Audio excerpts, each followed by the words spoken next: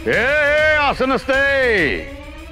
इंग्रोबा म्हणतो संधीची वाट बघत नसते बसायची, संधी आपण जन्माला घालायची. संधीची वाट बघत बसला तर उभा जन्म अपुरा पडेल.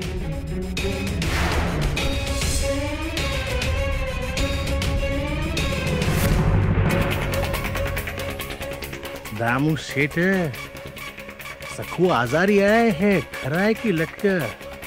पण असा डाव टाका की चित भी मेरी और फट भी मेरी. सखूचा मोडलाच पाहिजे बघा डाव.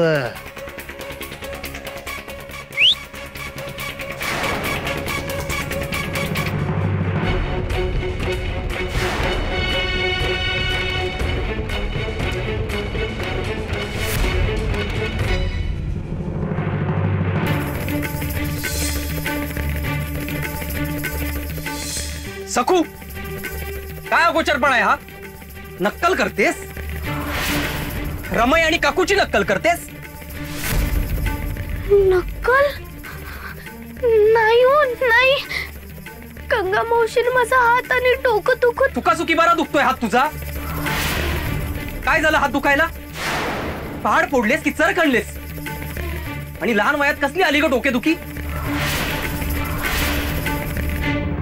उगीच काही सबबी सांगू नकोस, एक शब्द बोलू नकोस सखू. आजारपणाचं ढोंग करण्या इतपत मजल गेली तुझी. मोठ्यांची नक्कल करतेस? लाज नाही वाटत? रमाईची नक्कल करण्याची हिंमत कशी झाली तुझी? इतके दिवस तुला मी साधी सरळ भोळी भाबडी समजत होतो, तू तर पक्की बिलंदर निघालीस का? आता यापुढे तुला मी अजिबात पाठीशी घालणार नाही सकू. गप्पा बस, एकदम गप्पा. घरात पाय टाकल्यापासून बघतोय मी, मनात येईल तसंच वागतेस तू. पण आता एक पाऊल पुढे टाकलेस तू सकू. मोठ्यांची नक्कल करतेस, खिल्ली उडवतेस. पूर्वी रडायला लागलीस की वाईट वाटायचं, पण आता तुझं रडणं डोक्यात जायला लागलंय माझ्या. रमाईला बरं वाटत नव्हतं, तिचं डोकं दुखत होतं म्हणून तिने पट्टी बांधली होती. तशीच पट्टी बांधून रमाईची खिल्ली उडवण्या इतपत मजल गेली तुझी.